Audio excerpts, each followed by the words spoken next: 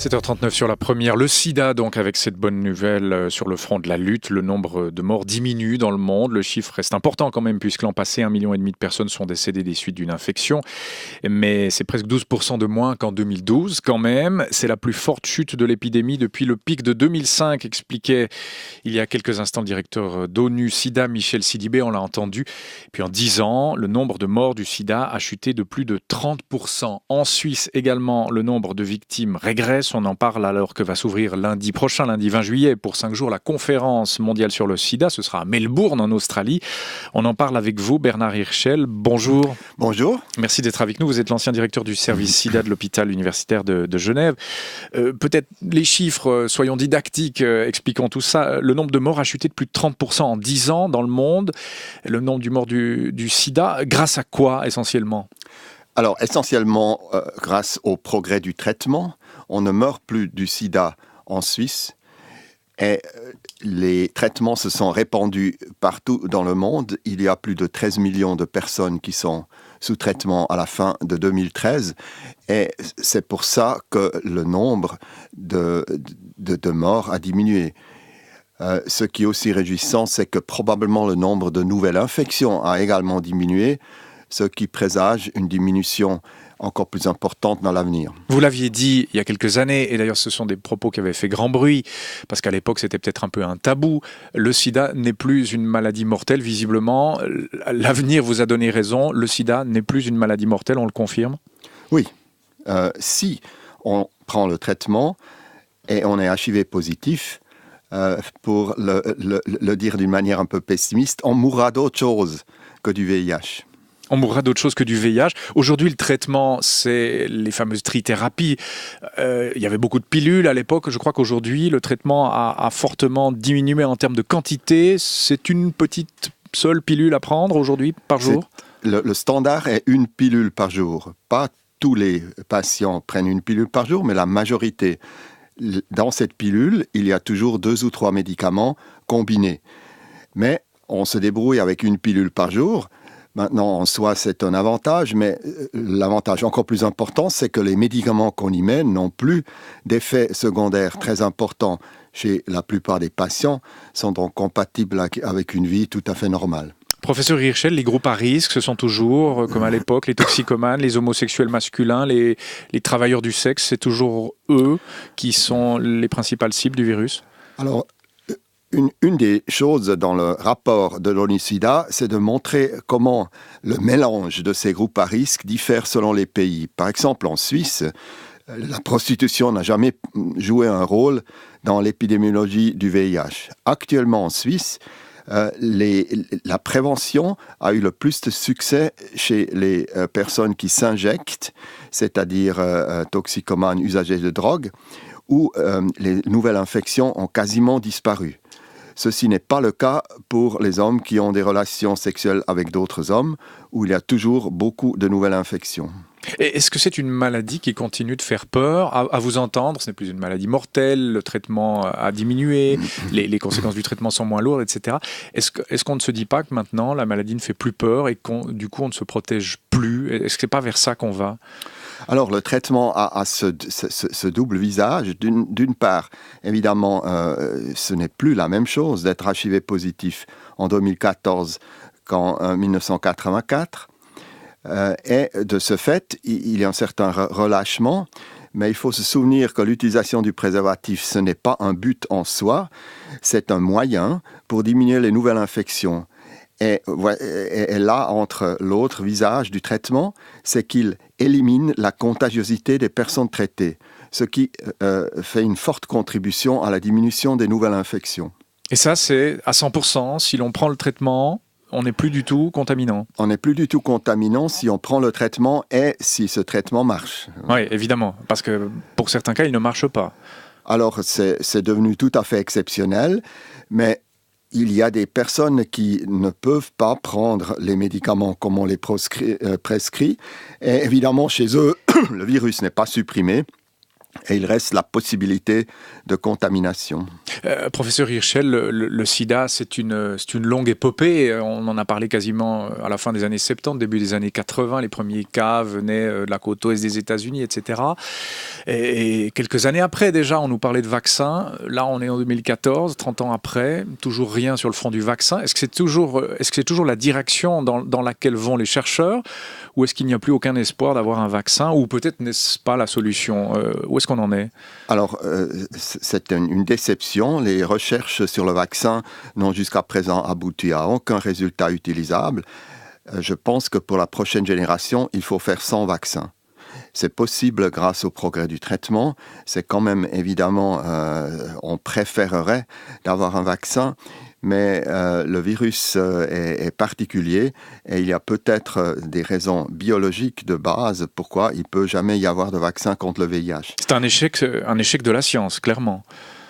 Disons, il y a peut-être des choses qui sont impossibles et de parler d'échec de la science, si on essaye d'atteindre un but impossible, je ne sais pas si c'est justifié.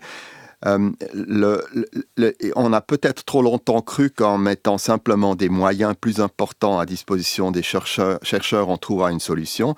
Mais il y a des problèmes où il n'y a pas de solution, même si on y met beaucoup de moyens. Et ça en est peut-être un. Éradiquer le sida d'ici 2030, 2035, on l'évoquait dans le journal à 7h30. Est-ce que ça vous paraît une perspective envisageable? Alors, le rapport de l'ONU-SIDA ne parle pas vraiment d'éradication, il parle de diminution de 90% des nouvelles infections, des décès par le sida, etc. Si c'est le cas, le sida ne sera plus un problème de santé mondiale et dans ce sens, on éliminerait entre guillemets le sida. On peut avoir des perspectives d'élimination. Imaginons un monde où tout le monde est traité. Là, il n'y aurait plus de nouvelles infections et par la mortalité naturelle, petit à petit, le sida s'éteignerait et puis après 100 ans, quelque chose comme ça, il n'y aura plus de VIH sur Terre. C'est une vision qui sera sans doute pas réalisée, mais c'est à ça que tendent les efforts de l'ONU-SIDA et d'autres organisations d'identifier presque tous les séropositifs et de les traiter de manière efficace. Quelle est votre position par rapport aux tests obligatoires? Il y a souvent eu du débat. Le meilleur moyen serait de tester tout le monde, comme ça on saurait où on en est. Il y a la moitié des personnes qui ont le virus qui l'ignorent. On l'a dit.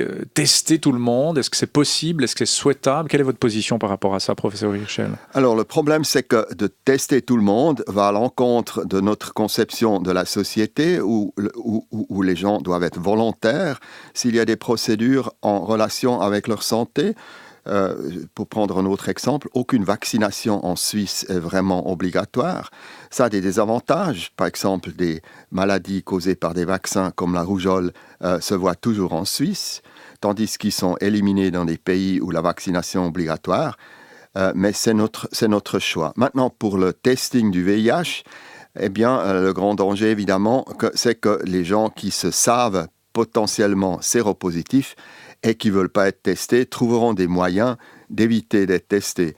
Et donc, on aggravera le problème en cachant les personnes, la séropositivité de certaines personnes qui pourtant risquent, tandis qu'on testerait tout le monde qui n'a pas de risque. Et c'est ça le problème important. Je ne pense donc pas que le test obligatoire est une solution. L'Afrique, et notamment l'Afrique subsaharienne, continue d'être la région la plus touchée. 70% des cas de personnes qui vivent avec le VIH dans le monde vivent dans cette région du monde. Comment améliorer les choses sur place, le traitement, le dépistage? Est-ce que déjà toutes ces personnes ont accès aux trithérapies ou est-ce qu'il y a encore des progrès à faire? Alors, il y a eu des progrès très importants, notamment le prix des médicaments, qui a été divisé par un facteur de 100 depuis 2000. Donc, ce qui coûtait 10 000 francs coûte maintenant 100 francs. Ça, c'est une première étape, mais c'est seulement une première étape. Ça ne suffit pas d'acheter un camion plein de médicaments contre le sida et le déposer à Kinshasa ou à Lusaka. Ce qu'il faut, c'est d'avoir un système de santé qui permet de donner les bons médicaments aux bons patients au bon moment. Et c'est là où le bas blesse. Le sida est parfois indicateur de problèmes graves du système de santé en Afrique. Et ceci, ça serait la deuxième et la troisième étape. Il faut aussi dire que le sida n'est pas le seul problème de santé des Africains et parfois, c'est difficile de comprendre dans un pays qu'on met tellement d'accent sur le sida tandis qu'on ignore d'autres problèmes qui peut-être causent plus, autres problèmes de santé qui peut-être causent plus de dégâts. Oui, alors changer les systèmes de santé sur place, seuls les locaux, les habitants peuvent le faire ou les politiques locaux. Les pays occidentaux, la Suisse par exemple, ne peut rien faire sur place ou aussi quand même? Disons, la philosophie générale de l'aide au développement est qu'il faut travailler avec et par les gouvernements parce qu'ainsi les interventions seront beaucoup plus durables. Donc c'est un principe qui est largement admis. Alors il y a cette conférence de Melbourne qui s'ouvre lundi prochain. Sur quoi, selon vous, devrait-elle se concentrer? Quel est l'agenda ? Alors, ces conférences ne sont pas des conférences scientifiques, ce sont des conférences de mobilisation, de prise de conscience, et vous allez voir ceci dans les titres qui sortiront de cette conférence. Ils ont toujours un très grand écho médiatique, ils sont regardés par les acteurs politiques qui sont importants pour atteindre les buts de l'ONU-SIDA, etc. C'est ça le rôle de ces grandes conférences internationales. Sur les grands thèmes de société, les grands débats, il y a notamment la dépénalisation des drogues, Ruth Dreyfus, etc., Kofi Annan. Est-ce que ça ne serait pas une solution aussi pour enrayer une bonne partie des contaminations, professeur Hirschel? Quand on regarde les pays qui ont eu du succès dans le combat contre le sida chez les usagers de drogue, on doit citer les pays dont la politique contre la drogue est la moins répressive. Quand on cherche des pays où ça n'a pas bien marché, on trouve les pays qui ont les systèmes les plus répressifs, notamment dans l'Europe de l'Est, qui est la seule région du monde où le nombre de nouvelles infections a toujours augmenté et augmente toujours. Et la Russie, La Russie, l'Europe de l'Est, oui. Ouais. Donc on a nettement l'impression que des recettes qui marchent sont ceux qui sont moins répressives et qui allient prise en charge, traitement et répression du trafic. Comme médecin, comme scientifique, vous seriez en faveur d'une dépénalisation des drogues, vous ? Alors moi, je suis très impressionné par le travail de Ruth Dreyfus qui, hors toute considération politique à court terme, met le doigt sur les vrais problèmes, c'est-à-dire la criminalisation d'un grand nombre de personnes qui n'ont commis aucune autre, entre guillemets, faute que l'utilisation des drogues. Il y a aussi les effets économiques pervers de rendre les drogues rares et chères par une répression, ce qui augmente leur profitabilité et nourrit tout genre de trafic, etc. Donc il y a vraiment beaucoup de choses à dire en faveur de ce que défend Ruth Dreyfus et l'organisation qu'elle anime.